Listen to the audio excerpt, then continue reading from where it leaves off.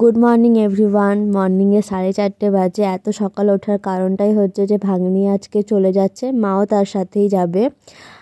আর train একদম টাইমে আছে, তাই আমরা জলদি করে বেরিয়ে পড়েছি। আর যাওয়ার পথে এই দুর্গা মন্দিরের লাইটিংটা অপূর্ব লাগে, মানে অনেকটাই সুন্দর লাগে দেখতে। আর তারপরে জলদি করে স্টেশন পৌঁছে গেলাম। আবার কবে আসবে বলো?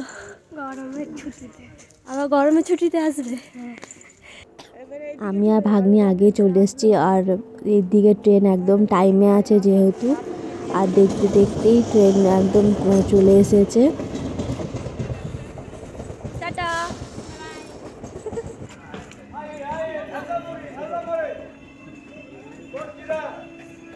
ট্রেন ঢোকার সাথে সাথেই একদম হর্ন দিয়ে দিয়েছিল ছাড়ার জন্য।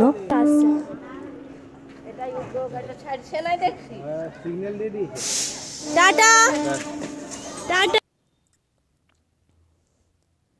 আর তারপরে একটুকু স্টেশনের বাইরে চলে এসেছিলাম। কত ভিড় সকালবেলায়।